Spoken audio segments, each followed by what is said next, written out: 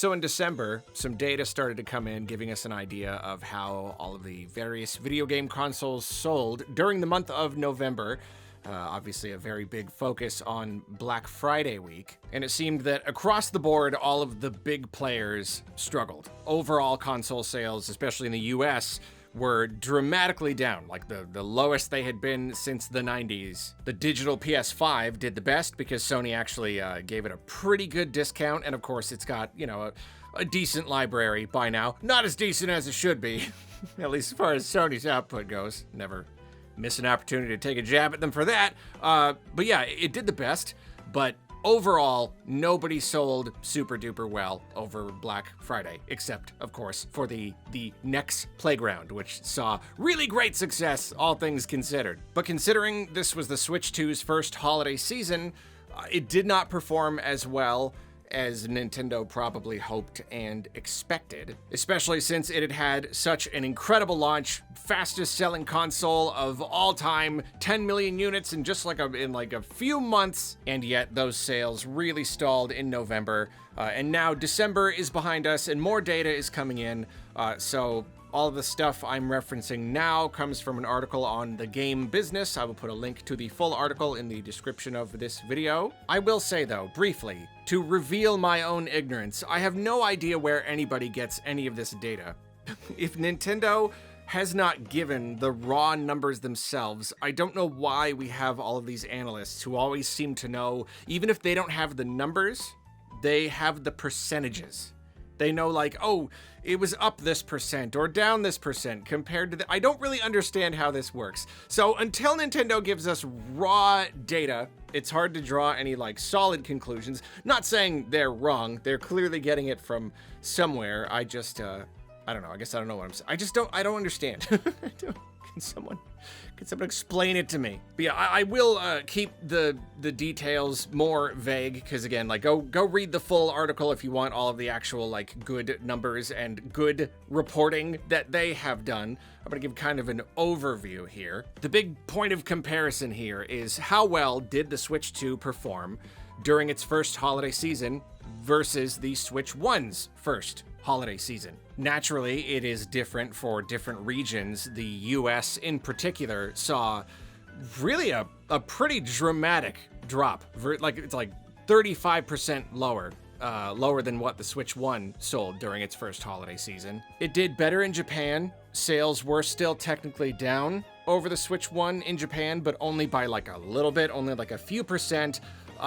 Different results all over Europe. Apparently, I didn't realize this, or I didn't know this. France is apparently a really good region for Nintendo. They see pretty good numbers there, and yet that saw a pretty dramatic dip over the Switch 1. So that's pretty disappointing.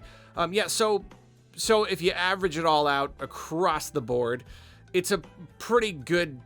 It's a pretty good drop. As we've talked about, there are several reasons for this. A lot of Switch 2 struggles are struggles that Nintendo is sharing with much of the rest of the gaming landscape and the tech landscape and the entire landscape. Things are weird right now, economy, yada yada. Things are getting more expensive. People have to be more careful with their money. There's more uncertainty than ever, and especially in the tech realm, things are just going to keep getting more and more expensive. So there you go. That is already having a really big impact on video game console sales. And then you also have the fact that the Switch 2 is a very safe iteration on the Switch. It's not like a fun, crazy, gimmicky new thing. Still great. It's still a great product, but it's not driving that kind of hype that itself tends to drive sales, and Nintendo really did not have a really big, broadly appealing piece of software to sell during the holidays. They didn't have a big new Mario game, they went with DK instead, and I was hoping that DK would be that kind of game, and I do think it'll be a success in the long run.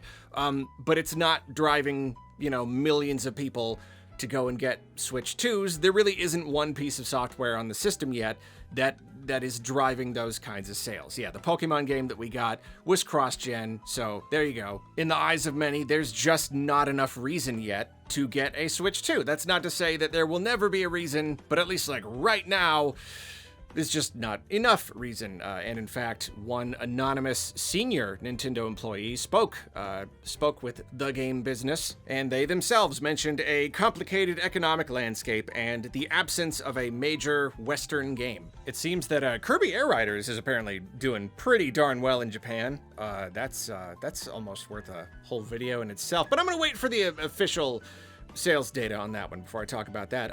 But yeah, basically just there was not one game that appealed to like everybody, to a really, really broad market. So the bad news is, of course, that Nintendo's holiday was not super great.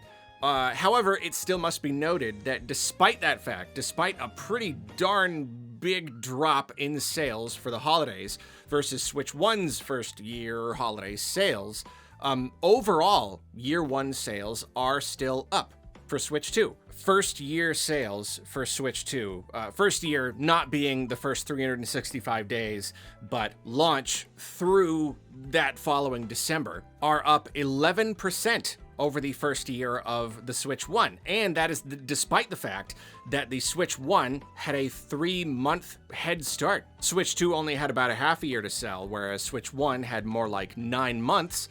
And despite that, and despite the weak holiday, it's still up 11% because that launch was just so crazy, incredibly good. So it is hard to say what's going to happen.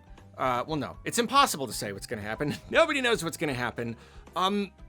I do think that the Switch 2 may continue to struggle for a while, especially if all of the, prices in the overall tech industry just keep going up and the pressure on consumers keeps increasing. Then I really do think that could have a pretty big impact on overall sales.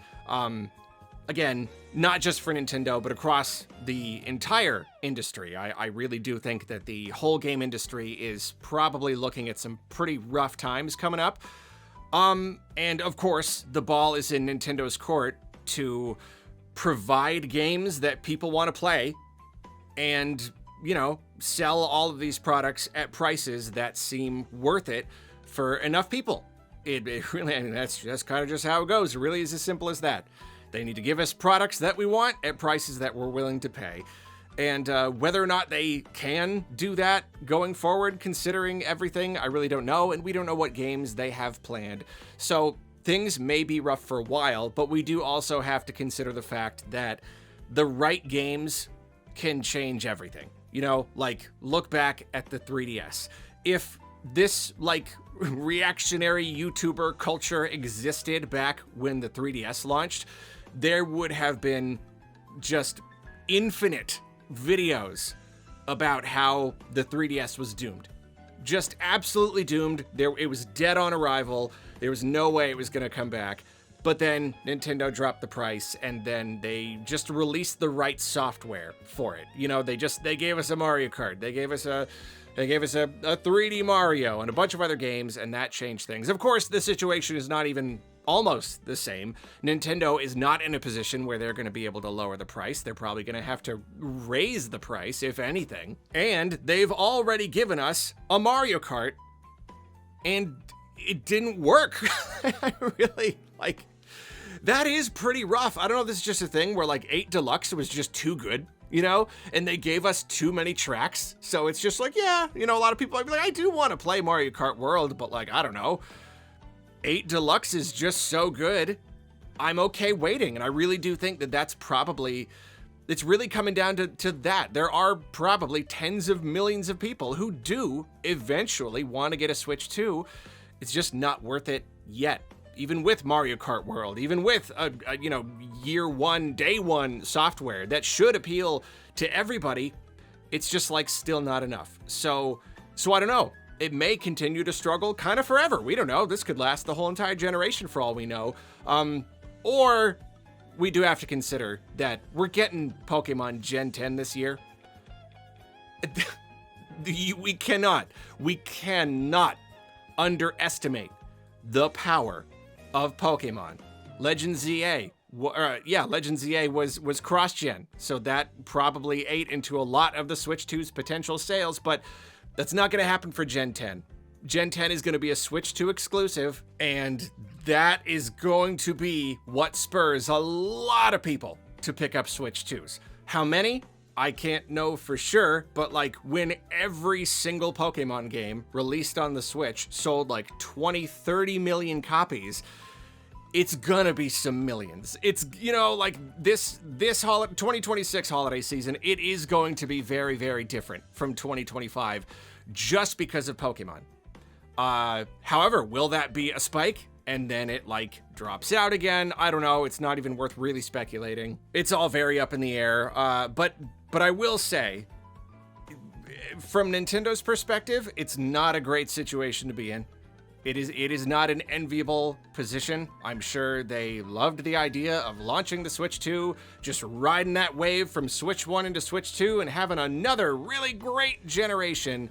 At this point, it's not seeming super likely that it's going to be just an easily hugely successful generation. I'm not saying like it definitely won't be, but it's just a very early part in the journey to hit a bump this big. You know, like this big of a bump on the first holiday season. It's not ideal going into the second half of its first full year or its second year, however you want to look at it.